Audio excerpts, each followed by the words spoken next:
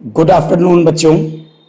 आज हम लोग प्रकाश के चैप्टर के बारे में प्रकाश चैप्टर का एक अत्यंत महत्वपूर्ण टॉपिक पढ़ने वाले हैं और जिसका नाम है लेंस के बारे में।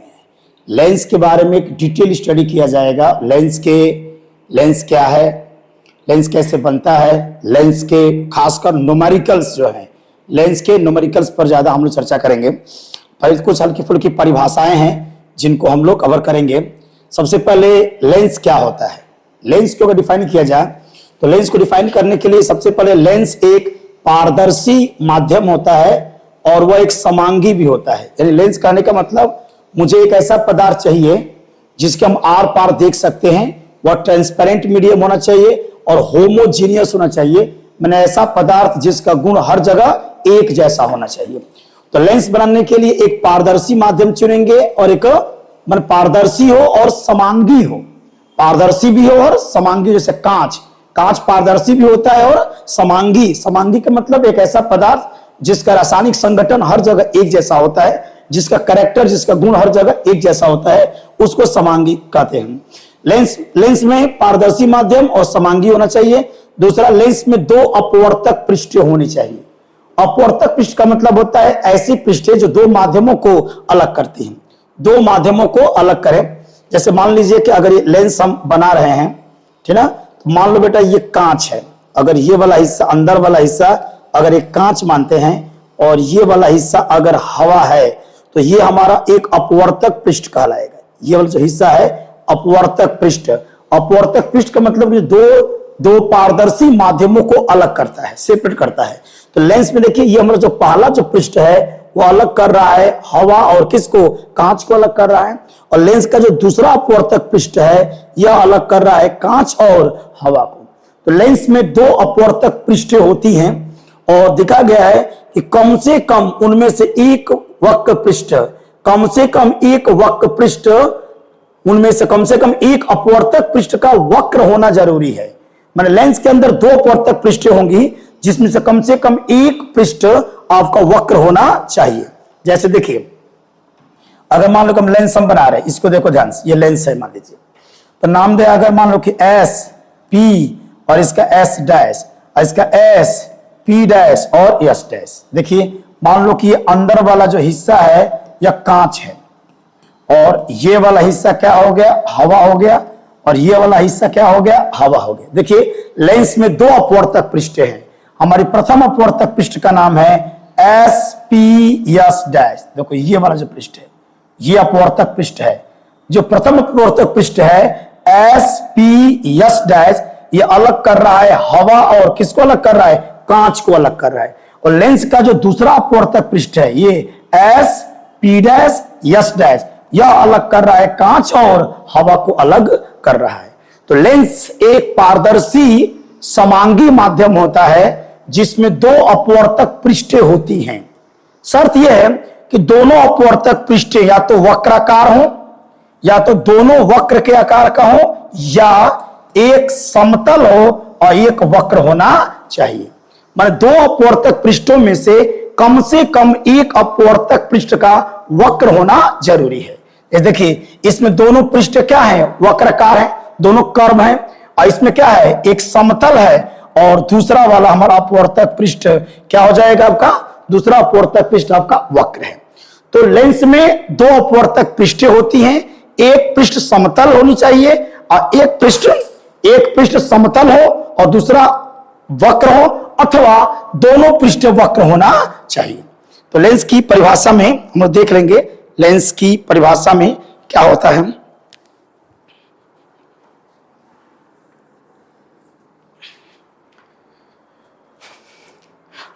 आगे अगर मैं डिफाइन करूं इसको बारे में, अगर आगे मैं डिफाइन कर दूं लेंस के बारे में, तो लेंस के अगर प्रकार हम पढ़ें जनरली लेंस के प्रकार, तो लेंस को मुख्यतः पहले हम दो भागों में बांटते हैं। एक होता है उत्तल लेंस, एक होता है उत्तल लेंस और एक होता है अवतल लेंस। एक होता है अवतल लेंस होता है। तो उत्तल लेंस अंग्रेजी में बोलेंगे कॉन्वेक्स लेंस, ये हो जाएगा कॉन्वेक्स लेंस, और दूसरा जो हो जाएगा ये हो जाएगा कॉनकेव लेंस, ठीक है ना। तो लेंस दो प्रकार के मुख्यतः उत्तल लेंस और अवतल लेंस। उत्तल लेंस क्या होता है? एक ऐसा लेंस जो किनारों पर पतला हो, किनारों पर पतला यानी कि थिन, वह थिन होता है, थिन एट एंड्स, किनारों पतला और बीच में क्या होता है? मोटा हो जाएगा, यानी कि थिक एट मिडल, ठीक ना। वह लेंस, एक ऐसा लेंस जो किनारों पर पतला हो, ऐसा लेंस जो किनारों पर पतला हो बीच में मोटा हो, उसे हम कहेंगे उत्तल लेंस। और इसी का एक उल्टा हो जाएगा, एक ऐसा लेंस जो किनारों पर चौड़ा हो और बीच में पतला हो, उसको हम अवतल लेंस के नाम से जानते हैं। तो जनरली लेंस दो प्रकार के, एक उत्तल लेंस किनारों पर पतला बीच में मोटा, और अवतल लेंस किनारों पर चौड़ा होता है और बीच में क्या होता है? पतला होता है। फिर उत्तल लेंस भी आपको डिवाइड करेंगे, तो उत्तल लेंस भी आपके, अगर डिवाइड करो पूरा में लेंस का अगर पूरा डिविजन कर दिया जाए, तो लेंस को हम लोग डिवाइड किए हैं मुख्यतः दो भागों में। एक हो गया उत्तल लेंस, उत्तल लेंस यानी कॉन्वेक्स लेंस। क्या हो जाएगा? Convex lens. और कॉन्वेक्स लेंस जो होता है, ऐसा लेंस जो किनारों पर पतला और बीच में क्या होता है? मोटा होता है। और एक होता है अवतल लेंस। तो अवतल जो लेंस होगा वह ऐसा लेंस जो किनारों पर चौड़ा होता है और बीच में क्या होता है? पतला होता है। इसको अंग्रेजी में कॉनकेव बोलते हैं। ये हो गया कॉनकेव लेंस। फिर उत्तल लेंस तीन प्रकार के, उत्तल लेंस को अगर बांटा जाए तो इसके तीन प्रकार होंगे। एक होगा बाई कन्वेक्स, एक होगा प्लेनो कन्वेक्स, और एक होगा कॉनकेवो कॉन्वेक्स के नाम से हम इसको जानते हैं। तो इसको पढ़ ले तीनों के बारे में। क्या होगा? बाई मतलब होता है दोनों, और कन्वेक्स में उभरा हुआ। बाई मतलब दोनों, कन्वेक्स में उभरा हुआ, इसकी दोनों पृष्ठें उभरी होंगी। तो बाई कन्वेक्सो जो लेंस होगा वह लेंस इस प्रकार से बनेगा। ये हमारा लेंस होगा बाई कन्वेक्सो लेंस। बाई मतलब दोनों, कन्वेक्स में उभरी हुई, दोनों पृष्ठ उभरी होती हैं। अगर प्लेनो की बात करें, प्लेनो कन्वेक्स, तो प्लेन माने समतल, एक पृष्ठ इसका समतल होगा और दूसरा पृष्ठ क्या होता है? उभरा होता है। ये जो लेंस होगा वह प्लेनो कन्वेक्स हो जाएगा। कॉनकेवो कन्वेक्स, कॉनकेव माने धंसा हुआ, तो एक पृष्ठ आपका धंसा होगा, पहला पृष्ठ आपका धंसा होगा और दूसरा पृष्ठ आपका उभरा होता है। एकदम इस तरह से जो ईद का चांद होता है, अगर ऐसा कोई लेंस बना हुआ है तो उसको कहते हैं कॉनकेवो कन्वेक्स के नाम से जानते हैं। तो उत्तल लेंस तीन प्रकार के, वैसे ही अवतल लेंस भी तीन प्रकार का हो जाएगा। अवतल लेंस भी तीन प्रकार का, पहला होगा बाई कॉनकेव, बाई मतलब दोनों, कॉनकेव माने धंसी हुई, दोनों पृष्ठ धंसी होंगी इसकी, यानी कुछ इस प्रकार से, कुछ ऐसे दोनों पृष्ठ धंसी होंगी उसकी, तो उसे हम बोलेंगे बाई कॉनकेव। दूसरा हो जाएगा प्लेनो कॉनकेव,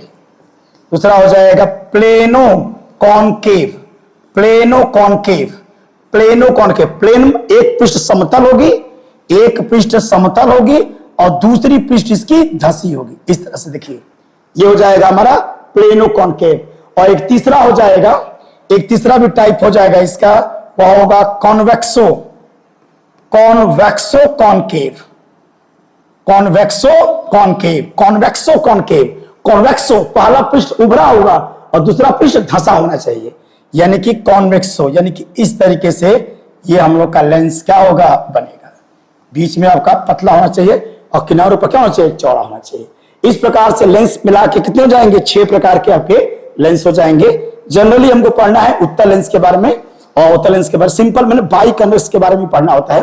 तो उत्तल लेंस एक ऐसा लेंस जो किनारों पर पतला और बीच में मोटा, अवतल लेंस एक ऐसा लेंस जो किनारों पर चौड़ा और बीच में क्या होगा? पतला हो जाएगा। ठीक है।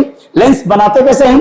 लेंस बनाने के लिए आपको कांच का गोला लेना पड़ेगा, कांच का ठोस गोला लेना पड़ता है, कांच का ठोस गोला लिया जाएगा।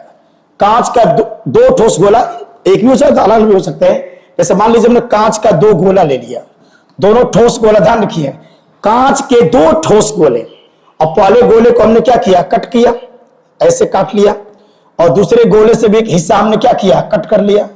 तो पहले गोले से काट करके हमने इस तरह से एक हिस्सा टुकड़ा ले लिया, और दूसरे गोले से भी ये काट करके एक टुकड़ा हमने ले लिया है, और इन दोनों को एक सीमेंट है Canada balsam cement, Canada balsam cement, Canada balsam cement द्वारा, कनाडा बाल्सम सीमेंट से दोनों को क्या करेंगे, जोड़ दिया जाएगा, और इस तरीके से हम लोग का बन जाएगा कौन सा, उत्तल लेंस।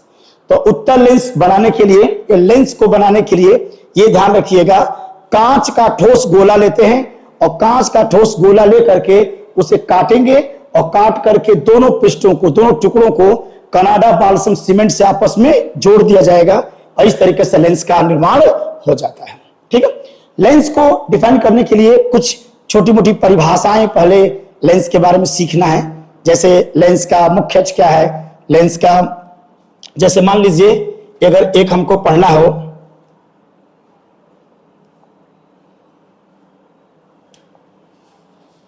देखिए अगर मान लीजिए कि हम पहला अगर एक सरफेस लें, इसको पढ़ना है लेंस के बारे में, प्रकाशिक केंद्र क्या होता है। प्रकाशिक केंद्र से पहले एक टॉपिक पढ़े अगर कि लेंस का एक टॉपिक आता है कि लेंस का वक्रता केंद्र क्या होता है, लेंस का वक्रता केंद्र किसे कहते हैं।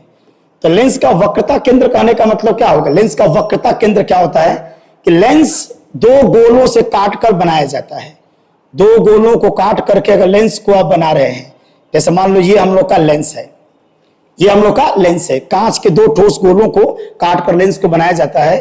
तो लेंस का जो प्रथम अपवर्तक पृष्ठ है यह भी एक गोले का हिस्सा है, तो इसका सेंटर आपका C1 होगा, और जो दूसरा अपवर्तक पृष्ठ है इसका भी एक सेंटर होगा जिसको हम क्या कहेंगे, C2 कहेंगे।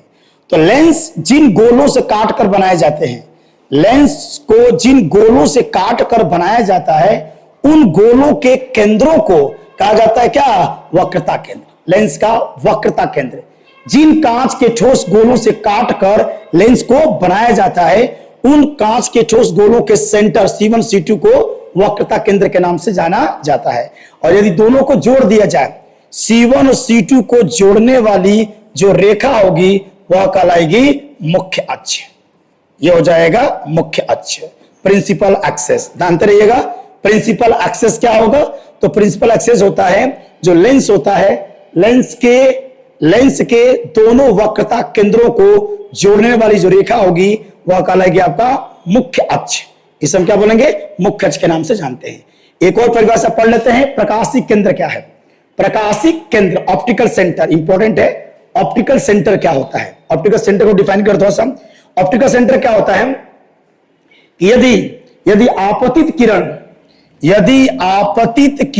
और अपवर्तित किरण एक दूसरे के समांतर हों, देखिए इसमें नाम दिया गया है, इस किरण का नाम है आपतित किरण, इसका नाम है अपवर्तित किरण, और इस बाहर निकल इसका नाम है निर्गत किरण, निर्गत किरण। यदि आपतित किरण और निर्गत किरण एक दूसरे के समांतर हो, यदि आपतित किरण और निर्गत किरण एक दूसरे के समांतर हो तो अपवर्तित किरण मुख्य अक्ष को जिस बिंदु पर काटती है वह बिंदु ऑप्टिकल सेंटर कहलाएगा। ऑप्टिकल सेंटर ध्यान रखिएगा, फिर से बता रहा हूं, यदि आपतित किरण और निर्गत किरण एक दूसरे के समांतर हो तो अपवर्तित किरण रिफ्रैक्टेड रे प्रिंसिपल एक्सेस को, मुख्य अक्ष को जिस बिंदु पर काटेंगी, जिस बिंदु पर काटती है आपका मुख्य अक्ष है, प्रिंसिपल एक्सेस है, वह बिंदु कहलाएगा आपका ऑप्टिकल सेंटर, प्रकाशिक केंद्र। और इन दोनों के बीच की दूरी, जो आपतित किरण और निर्गत किरण की जो बीच की दूरी होती है, इसको हम कहते हैं लैटरल डिस्प्लेसमेंट, पार्श्विक विस्थापन के नाम से इसको जाना जाता है। तो पार्श्विक विस्थापन जो होता है वह लेंस की मोटाई पर निर्भर करता है। अगर लेंस पतला होता जाएगा तो लैटरल डिस्प्लेसमेंट भी क्या होगा, कम होता जाएगा। तो मान लीजिए कि हमने एक पतला लेंस लिया है, बिल्कुल पतला लेंस। जब पतला लेंस लोगे तो डी का मान क्या हो जाएगा, 0 के आसपास हो जाएगा, और डी का मान जब 0 के आसपास हो जाएगा तो हमारी आपतित किरण और निर्गत किरण एक दूसरे के संपाती हो जाएंगी। तो फिगर हमारा ये बन जाएगा। देखिए पतले लेंस के संदर्भ में प्रकाशिक केंद्र क्या कहलाएगा, तो प्रकाशिक केंद्र वह बिंदु है जहां से चलने वाली प्रकाश की किरण बिना विचलित हुए सीधे निकल जाती है। तो ऑप्टिकल सेंटर से, ऑप्टिकल सेंटर वह बिंदु होगा जहां से प्रकाश की किरण अगर जाएगी तो उसे विचलन नहीं होगा। एक्चुअली लेंस क्या करता है, प्रकाश, लेंस में प्रकाश का अपवर्तन होता है, और अपवर्तन का मतलब प्रकाश की किरण अपने पथ से विचलित हो जाएगी। लेकिन प्रकाशिक केंद्र वह बिंदु होगा जहां से चलने वाली प्रकाश की किरण बिना विचलन के बिल्कुल सीधे निकल जाएगी। वह बिंदु कहलाएगा आपका प्रकाशिक केंद्र के नाम से उसको जाना जाएगा। आगे अगर देखा जाए, नेक्स्ट देख लिया जाए थोड़ा सा एक दो पॉइंट में, जैसे मुख्य अक्ष, ये इंपॉर्टेंट है। मुख्य अक्ष क्या होता है, एकदम सिंपल समझना है। मुख्य लेंस का प्रथम फोकस बिंदु, लेंस का प्रथम फोकस बिंदु क्या है, पहले उत्तल लेंस के संदर्भ में पढ़िए। लेंस का प्रथम फोकस बिंदु का मतलब है कि लेंस है अगर, और यह मुख्य अक्ष है, तो मुख्य अक्ष पर स्थित वह बिंदु, मुख्य अक्ष पर स्थित वह बिंदु जहां से चलने वाली प्रकाश की किरणें अपवर्तन के पश्चात मुख्य अक्ष के समांतर हो जाती है, मुख्य अक्ष के समांतर हो जाएंगी, तो वह बिंदु कहलाएगा लेंस का प्रथम फोकस बिंदु। यह लेंस का प्रथम फोकस बिंदु है। उत्तल लेंस के रिस्पेक्ट में बात हो रही है, उत्तल लेंस के संदर्भ में बात करेंगे तो लेंस का प्रथम फोकस बिंदु वह बिंदु है जहां से चलने वाली प्रकाश की किरणें अपवर्तन के पश्चात मुख्य अक्ष के समांतर हो जाती हैं, उसे कहते हैं लेंस का प्रथम फोकस बिंदु उत्तल लेंस के रिस्पेक्ट में।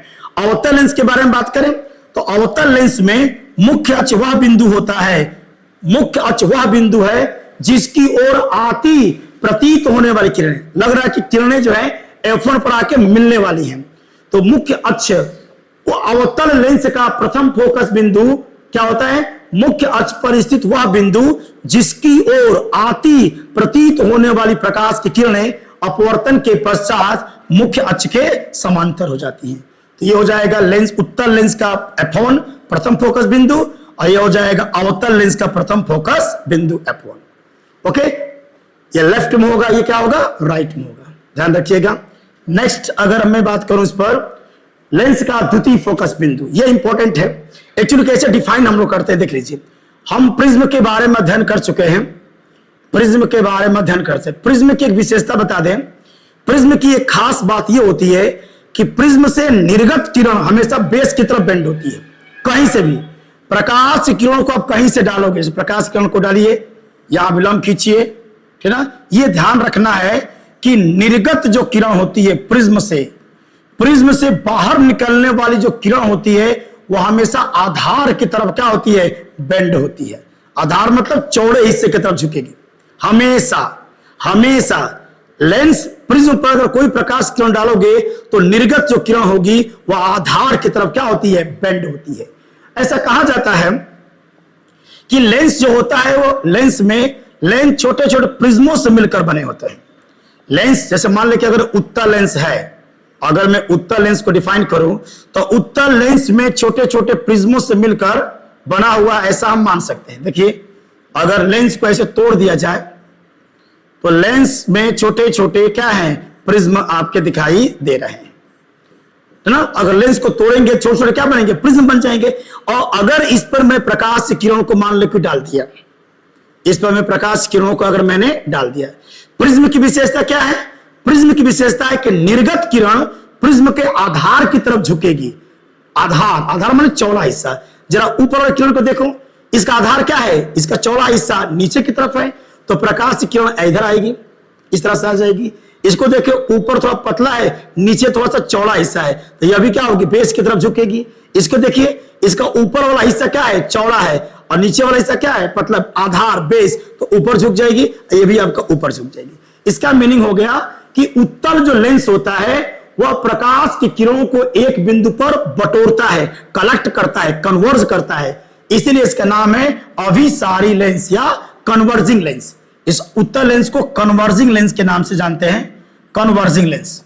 उत्तल जो लेंस होगा एक कन्वर्जिंग लेंस होगा, क्योंकि उत्तल लेंस के अंदर विशेषता है यह मुख्य अक्ष के समांतर आने वाली प्रकाश की किरणों को एक बिंदु पर कलेक्ट करता है, एक बिंदु पर कलेक्ट कर देता है, इसीलिए इसे अभिसारी माने प्रकाश किरणों को एक बिंदु पर केंद्रित करेगा, तो उसे हम अभिसारी लेंस, अंग्रेजी में कन्वर्जिंग लेंस के नाम से जान सकते हैं। और मुख्य अक्ष के समांतर आने वाली प्रकाश की सभी किरणें जिस बिंदु पर मिलेंगी वह बिंदु कहलाएगा लेंस का द्वितीय फोकस बिंदु। तो यह उत्तल लेंस का द्वितीय फोकस बिंदु है, और द्वितीय फोकस बिंदु और प्रकाशिक केंद्र की जो बीच की दूरी होती है ये वाली, इसे कहा जाता है लेंस की फोकस दूरी। तो ये आपका F2 से लेकर C की बीच की दूरी को लेंस की फोकस दूरी के नाम से जानते हैं। ये CF2 लेंस की फोकस दूरी है, और साइन चिन्ह परिपाटी के नियम से हम जानते हैं कि दाईं तरफ की दूरियां को प्लस में लेते हैं, इसलिए उत्तल लेंस की फोकस दूरी हमेशा क्या होती है, धनात्मक होती है। उत्तल लेंस की फोकस दूरी हमेशा धनात्मक लिया जाता है। अवतल लेंस में देख लो, अवतल लेंस भी मुख्य अक्ष के समांतर आने वाली प्रकाश की किरणें। अवतल लेंस में देखिए, अगर मान लीजिए कि अवतल लेंस है और मान लो यहां पर प्रकाश किरण आई, टकरा गई, अब ये किधर जाएगी, चौड़े हिस्से की तरफ। अब यहां से आने के बाद चौड़ा हिस्सा ऊपर की तरफ है तो ऊपर निकल जाएगा। अब मान लो कोई प्रकाश किरण यहां पे आ जाए, चौड़ा हिस्सा देखिए, जिधर चौड़ा होगा उधर बेंड हो जाएगी, तो चौड़ा हिस्सा इधर आ जाएगा, इधर बेंड हो जाएगा। इसका मीनिंग हो जाएगा कि आपका अवतल जो लेंस होता है वह मुख्य अक्ष के समांतर आने वाली प्रकाश की किरणों को वो क्या करता है, फैला देता है। मुख्य अक्ष के समांतर आने वाली प्रकाश किरणों को फैला देता है, इसीलिए आपके अवतल लेंस को अपसारी लेंस के नाम से जाना जाता है। और जिस बिंदु से, जिस मुख्य अक्ष के जिस बिंदु से ये किरणें फैलती हुई प्रतीत होती हैं, वह बिंदु अवतल लेंस का द्वितीय फोकस बिंदु कहलाता है। और द्वितीय फोकस बिंदु और प्रकाशिक केंद्र की जो बीच की दूरी होती है यही कहलाता है लेंस का फोकस दूरी। तो चूंकि अवतल लेंस की फोकस दूरी बाईं तरफ होती है, इसलिए अवतल लेंस की फोकस दूरी हमेशा नेगेटिव में लिया जाता है, हमेशा नेगेटिव में हम सेलेक्ट करेंगे। नेक्स्ट अगर देखा जाए लेंस के, अच्छा एक और बता दे, एक फोकस तल एक पॉइंट होता है, फोकस तल, ये हमको जरूरत पड़ेगी। फोकस तल किसे कहते हैं, फोकस तल के बारे में। फोकस तल का मतलब ये होता है कि जैसे मान लीजिए कि ये मुख्य अक्ष के समांतर कोई प्रकाश किरण आ रही है, तो मुख्य अक्ष के समांतर आने वाली प्रकाश किरणें जिस बिंदु पर मिलेंगी वह बिंदु कहलाएगा लेंस का द्वितीय फोकस बिंदु, या उसको मुख्य फोकस बिंदु कहते हैं। फोकस तल का मतलब होगा इस F2 से, फोकस बिंदु से उसका विलंबवत अगर एक समतल खींचा जाए तो ये कहलाएगा फोकस तल। फोकस तल इसकी बहुत जरूरत है। फोकस तल हम जब दूरदर्शी पढ़ेंगे तो दूरदर्शी के पढ़ाते समय फोकस तल की आवश्यकता हमको पड़ती है। फोकस बिंदु के से होकर जाने वाले अविलंबवत जो पृष्ठ होता है उसको फोकस तल के नाम से जाना जाता है। इसके आगे हमको जरूरत पड़ेगी। चलिए देख लेते हैं लेंस। लेंस में हम जानते हैं कि प्रकाश का अपवर्तन होता है, और लेंस में अपवर्तन के दौरान हमको एक फार्मूला का डेरिवेशन करना है। ये क्लास 10th में या 12th में ये फार्मूला को जानना है। तो लेंस के अपवर्तन का सूत्र होता है 1/f बराबर 1/v माइनस 1/u। इसका डेरिवेशन करेंगे, हमको पढ़े। उसके बाद आपका हो जाएगा लेंस का रेखीय आवर्धन m बराबर I/u और v/u एक्सेट्रा सब। और सबसे इंपॉर्टेंट चीज जो दिखाया गया है लेंस को, जरा देखिए, अगर किसी भी लेंस को बीच में से अगर इसको काट दिया जाए, ये बहुत इंटरेस्टिंग क्वेश्चन एक है कि यदि किसी भी लेंस को बीच में से काट दिया जाए, देखिए जैसे मान लीजिए कि ये हमारा लेंस एक है और मान लो इस लेंस की फोकस दूरी f है। ये लेंस की फोकस दूरी क्या है, f है। अगर इस लेंस को बीच में से अगर CD के अनुदिश लेंस को काट दिया जाए और दो लेंस बनाया जाए, देखिए लेंस को बीच में से काट करके अगर हम दो लेंस बना देंगे तो इसकी फोकस दूरी दोगुनी हो जाएगी। अगर इस लेंस की फोकस दूरी आपका f है तो इसकी फोकस दूरी कितनी हो जाएगी, 2f हो जाएगी। क्यों ऐसा होगा इसके बारे में हम चर्चा करेंगे अभी। लेंस की फोकस दूरी दोगुनी क्यों हो जाती है? किसी भी लेंस को अगर बीच में से फाड़ करके अलग कर देंगे तो अगर इस लेंस की, ये उत्तल लेंस है, अगर इसकी फोकस दूरी f है और बीच में से काट के दो टुकड़े कर देंगे तो प्रत्येक टुकड़े की फोकस दूरी कितनी हो जाएगी, 2f हो जाती है। ऐसा क्यों होता है इसके बारे में चर्चा हम लोग करने वाले हैं। एक और अच्छी बात ये मिलेगा आपको, एक और कंसेप्ट अगर हम लोग कवर करें तो ये देखिए, इसमें दिखाया गया कि अगर उत्तल लेंस है और एक उत्तल लेंस को अगर बीच में से काटा जाए, AB के अगर अनुदिश हम काट दें, AB के अनुदिश अगर लेंस को काट के दो टुकड़े कर दिए जाए, लेंस को काट करके इसके दो टुकड़े कर दिया जाए, दो हिस्से कर दिया जाए इस तरीके से, अगर इस लेंस की फोकस दूरी f है तो इसकी फोकस दूरी कितनी हो जाएगी, एफ रहेगी, और इसकी फोकस दूरी भी एफ रहेगी। यानी अगर ए बी के ऑन दिस लेंस को काटेंगे तो लेंस की फोकस दूरी पर कोई असर नहीं पड़ेगा, केवल आपका तीव्रता पर असर पड़ेगा। प्रकाश की तीव्रता अगर आई है, यहां पर तीव्रता I/2 हो जाएगा और यहां पर तीव्रता I/2 हो जाएगा।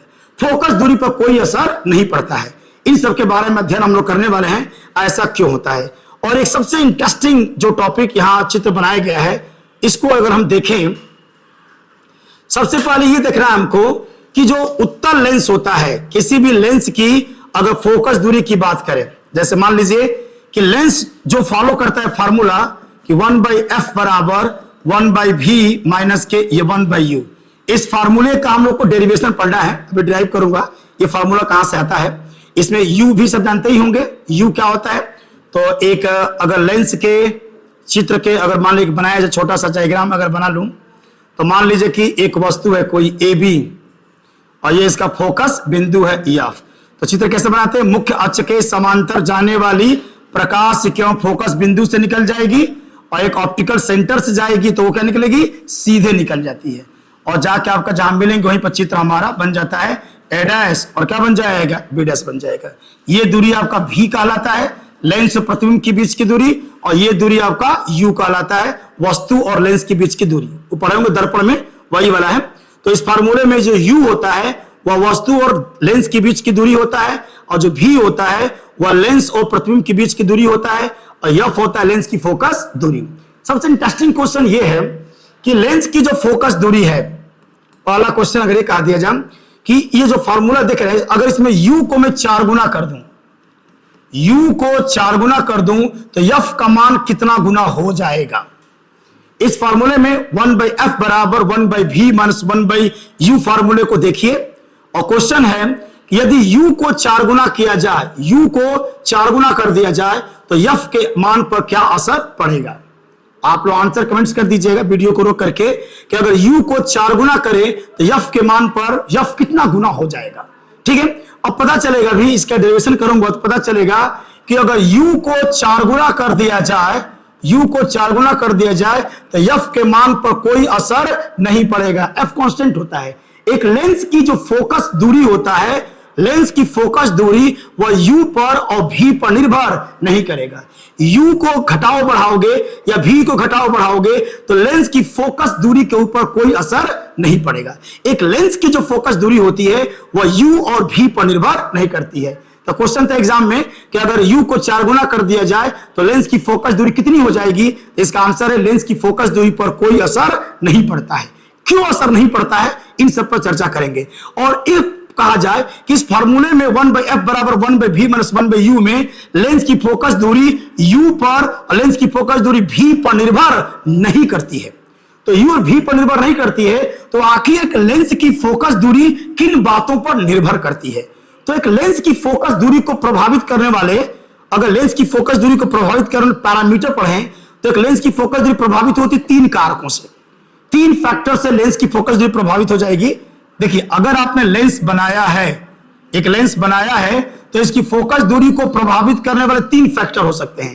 पहला ये देखना पड़ेगा लेंस की वक्रता त्रिज्या, लेंस की वक्रता त्रिज्याएं, लेंस की वक्रता त्रिज्याएं, यानी लेंस की फोकस दूरी इस बात से प्रभावित होगा कि लेंस को बनाने के लिए जो हम कांच के गोले यूज कर रहे थे, कांच के 2 गोलों को काट करके लेंस बनाया गया था। तो कांच के गोलों को जब काटोगे तो मान लो कि पहले गोले की त्रिज्या क्या है, R1 है, और दूसरे गोले की त्रिज्या क्या है, R2 है। तो लेंस जिस कांच के गोलों से काट कर बनाया जाता है उसकी वक्रता त्रिज्या क्या है, इस पर हमारे लेंस की फोकस दूरी निर्भर करेगी। और अभी मैं सिद्ध कर दूंगा कि लेंस की फोकस दूरी जो होती है वो वक्रता त्रिज्या पर निर्भर करेगी। यानी अगर लेंस मान लो कि बना रहे हैं और बड़े बड़े कांच के गोलों से काटकर बनाया जाएगा, अगर लेंस की वक्रता त्रिज्या जितना ज्यादा होगा उसकी फोकस दूरी उतना ही क्या होगा, अधिक हो जाएगा। तो लेंस की फोकस दूरी को प्रभावित करने वाला जो पहला कारक है वह लेंस की वक्रता त्रिज्या है। यानी अगर बड़े बड़े कांच के गोलों से, कांच का गोला जितना बड़ा होगा उसकी वक्रता त्रिज्या जितनी ज्यादा होगी, हमारा जो लेंस बनेगा उसकी फोकस दूरी भी उतनी ही अधिक पाई जाएगी। तो लेंस की फोकस दूरी को प्रभावित करने वाला पहला फैक्टर लेंस की वक्रता त्रिज्याएं है। वक्र त्रिज्या है। लेंस की सबसे एक इंपॉर्टेंट चीज होता है, अगर मान लो कि एक लेंस है और इसको हवा में रखा गया है, और इस हवा में मान लो कि लेंस को रखा गया है और हवा में इसकी मान लो कि फोकस दूरी 20 सेंटीमीटर है।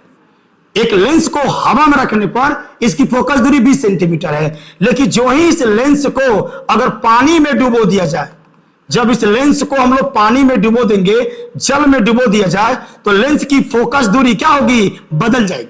ये इंटरेस्टिंग क्वेश्चन भी आपका है, ये पूछा गया पेपर में कि अगर एक लेंस की हवा में फोकस दूरी अगर 20 सेंटीमीटर है, अगर इसी लेंस को पानी में डुबो दिया जाए तो इस लेंस की फोकस दूरी कितनी हो जाएगी। ये इंटरेस्टिंग चीज है, बहुत इंटरेस्टिंग चीज है, इसको न्यूमेरिकल लगाएंगे। एक सबसे इंटरेस्टिंग बता दें, किसी लेंस की फोकस दूरी को प्रभावित करने वाला दूसरा कारक है कि लेंस को किस माध्यम में रखा गया है। लेंस को जिस माध्यम में रखे गए हैं उस माध्यम का जो अपवर्तनांक होगा, रिफ्रैक्टिव इंडेक्स होगा, वह भी लेंस की फोकस दूरी को प्रभावित करेगा। यानी लेंस को जिस माध्यम में रखा गया है, अगर उस माध्यम का रिफ्रैक्टिव इंडेक्स चेंज करोगे तो लेंस की फोकस दूरी भी चेंज हो जाएगी। लेंस की फोकस दूरी भी चेंज होती है। एक फैक्टर हम लोग देख रहे हैं, एक चित्र से इसको समझा जाए। एक चित्र को समझते हैं। मान लीजिए एक उत्तल लेंस है और मैं इसको द्रव में डाल दिया हूं। एक उत्तल लेंस को एक द्रव में डाला गया है, ठीक है। मान लीजिए कि जिस द्रव में लेंस को डुबोया गया है, द्रव का रिफ्रैक्टिव इंडेक्स n1 है और लेंस जिस कांच का बना हुआ है उस लेंस के पदार्थ का रिफ्रैक्टिव इंडेक्स n2 है। अपवर्तनांक के बारे में जानते होंगे, रिफ्रैक्टिव इंडेक्स क्या होता है। रिफ्रैक्टिव इंडेक्स बहुत एक इंपॉर्टेंट फैक्टर होता है।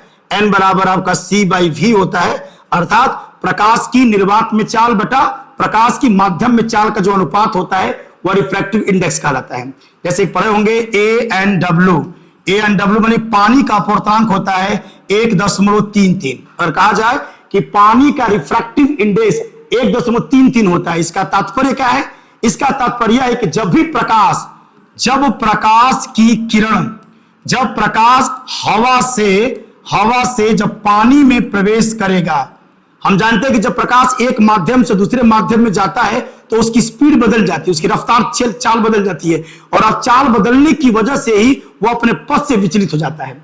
तो ANW refractive index of water with respect to air is 1.33। इसका मतलब है कि जब भी प्रकाश हवा से पानी में प्रवेश करेगा तो प्रकाश की जो स्पीड है वह 1.33 गुना कम हो जाएगी।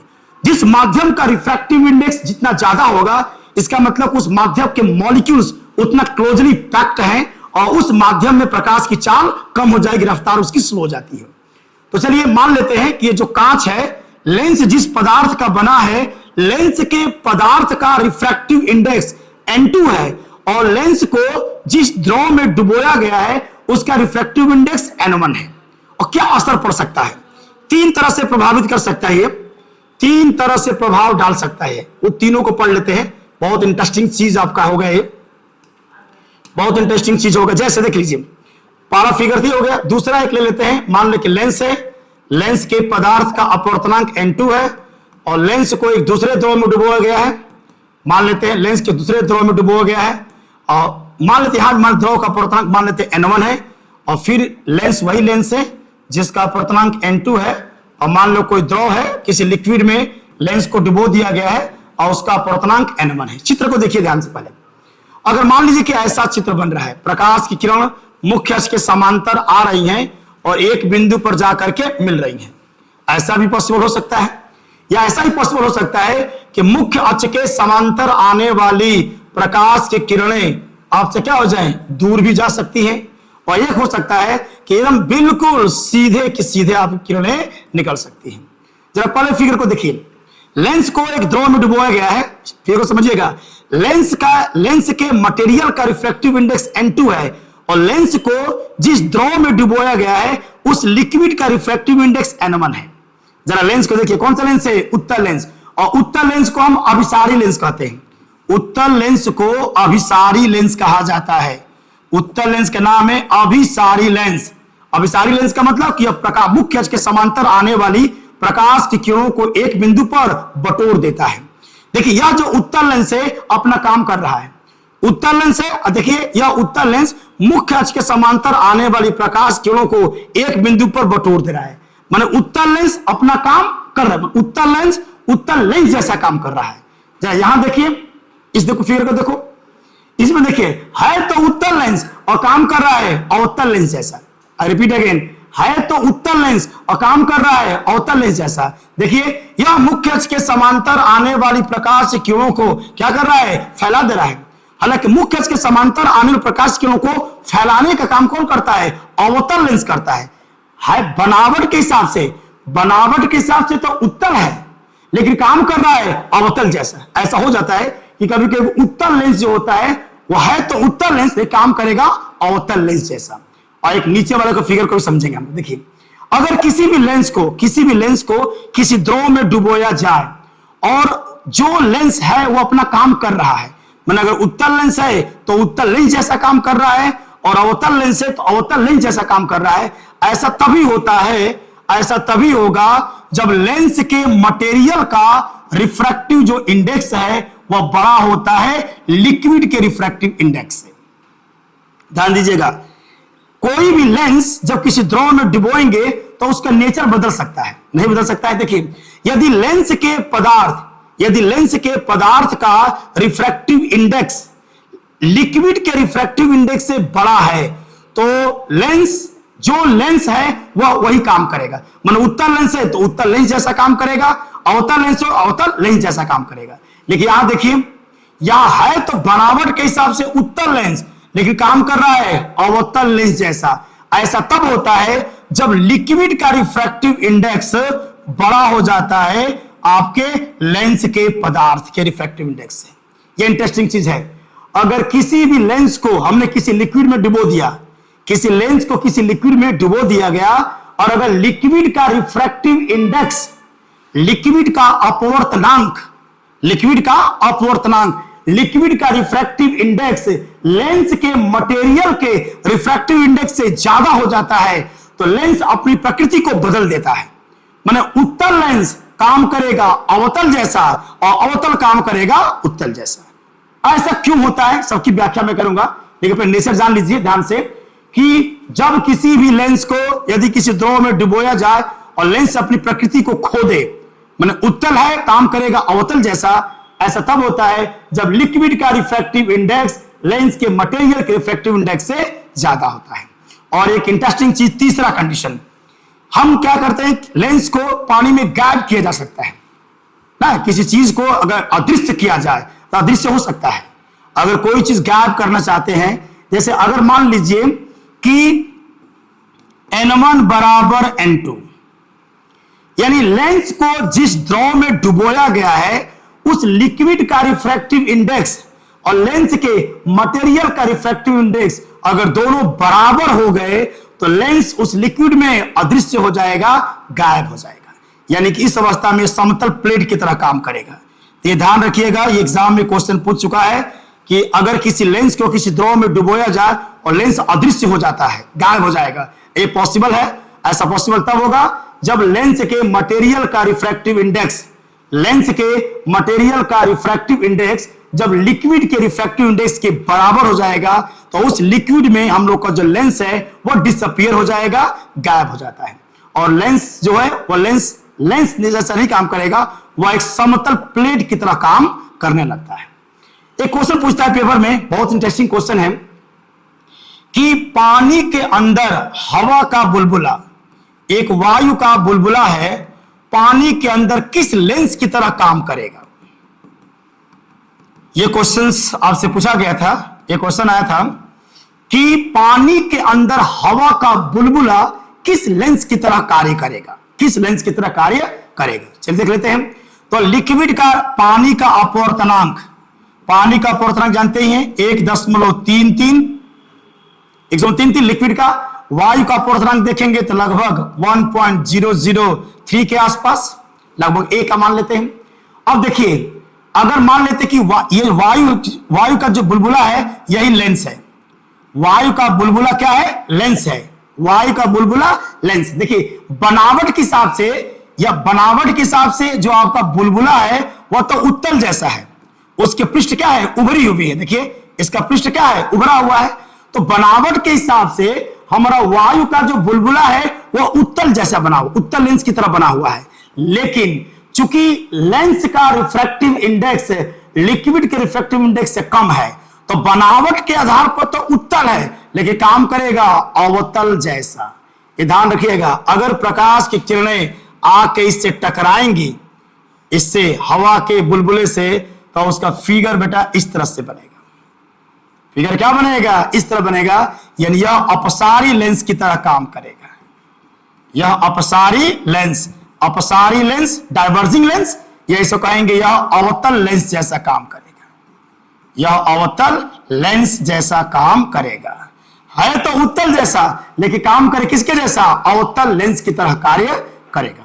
ओके, तो पानी के अंदर हवा का जो बुलबुला है यह काम करेगा अवतल लेंस, यानी मुख्य अक्ष के समांतर आने वाली प्रकाश किरणों को क्या करेगा, ये फैला देता है। इन सभी प्रश्नों का, सारे प्रश्नों का जो जवाब दे सकता है, लेंस के किसी भी प्रश्न का अगर जवाब आपको चाहिए तो जवाब मिलेगा आपको लेंस मेकर फार्मूले से। यह ताकतवर फार्मूला बेटा, lens maker formula. Lens maker formula lens के सारे प्रश्नों का जवाब दे सकता है। और लेंस मेकर फार्मूला है आपका 1/f बराबर n-1 और ब्रैकेट में 1/r1 और माइनस के 1/r2। ये हम लोग का लेंस मेकर फार्मूला है। लेंस मेकर फार्मूले की मदद से हम किसी भी लेंस के प्रश्न का जवाब सही आप दे पाएंगे। तो सबसे पहले लेंस मेकर फार्मूले का डेरिवेशन भी थोड़ा देख लिया जाएगा, इसका डेरिवेशन कैसे किया जाएगा। और लेंस मेकर, लेंस का किसी भी प्रश्न का जवाब लेंस मेकर फार्मूला देगा। फिर इसमें न्यूटन का भी सूत्र है, फिर प्रतिबिंब कैसे बनता है, इन सब के बारे में डिस्कशन हम लोग करेंगे। जैसे एक क्वेश्चन पूछा था एग्जाम में, देख लीजिए, इस तरह से पूछा था कि मान लो कि एक लेंस बनाया गया, उत्तल लेंस बनाया गया है। बड़ा बढ़िया क्वेश्चन है ये, मोस्ट इंपॉर्टेंट क्वेश्चन ये ना। लेंस का जो आधा हिस्सा है, इधर देखो, आधा हिस्सा यह दूसरे अलग कांच का बना है, और लेंस का अगला हिस्सा दूसरे कांच का बना हुआ है। जरा देखिए, लेंस का आधा हिस्सा, ये वाला आधा हिस्सा, यह अलग कांच का बना हुआ है।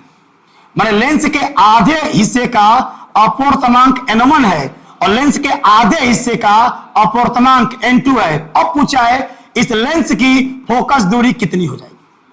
यह एक बहुत ही खूबसूरत सवाल हो जाएगा। और एक और इंपॉर्टेंट सवाल बात करें तो एग्जाम में सबसे ज्यादा जो क्वेश्चन पूछे जाते हैं वैसे पूछे जाए, कई सारे लेंस दे देगा, कई सारे लेंसों को आपस में मिला देगा बेटा, है ना। ऐसा सब लेंस दे देगा, 3-4 लेंस दे देगा और कह देगा कि इस लेंस की फोकस दूरी 10 सेंटीमीटर है, इसकी फोकस दूरी माइनस के 15 सेंटीमीटर है, इसकी फोकस दूरी मान लो कि 30 सेंटीमीटर है। और कह देगा कि पहले लेंस के सामने 40 सेंटीमीटर की दूरी पर एक वस्तु को रखा गया है, बताइए कि अंतिम प्रतिबिंब कहां बनेगा और कैसा बनेगा। इन सारे प्रश्नों का जवाब हम लोग ढूंढ सकते हैं। तो लेंस एक बहुत इंटरेस्टिंग चैप्टर होगा। तो सबसे पहले हम एक काम करेंगे, लेंस में अगला जो एपिसोड हम लोग कवर करेंगे, तो पहले लेंस में अपवर्तन का सूत्र पढ़ लेंगे। लेंस में पहले अपवर्तन का सूत्र पढ़ लिया जाए। ये फार्मूला कहां से आया है, 1/f बराबर 1/v माइनस 1/u। इस सूत्र का पहले निगमन करेंगे। लेंस मेकर फार्मूले का निगमन कर लीजिए, रेखीय आवर्धन कर लीजिए, फिर लेंस का पावर पढ़िए। लेंस के कई लेंसों को आपस में जोड़कर एक लेंस युग्म बनाया जाए तो उसकी फोकस दूरी कैसे चेंज होती है, न्यूटन का सूत्र पढ़ लीजिए। तब जाके आप थोड़ा सा लेंस के न्यूमेरिकल्स या लेंस के कंसेप्ट को समझने के लिए बिल्कुल तैयार हो जाएंगे। तो अगले लेक्चर में हम लोग लेंस के कुछ महत्वपूर्ण डेरिवेशन और लेंस से संबंधित कुछ महत्वपूर्ण न्यूमेरिकल्स के बारे में अध्ययन करेंगे। ठीक है, तब तक के लिए मन लगा के पढ़िए। Be happy.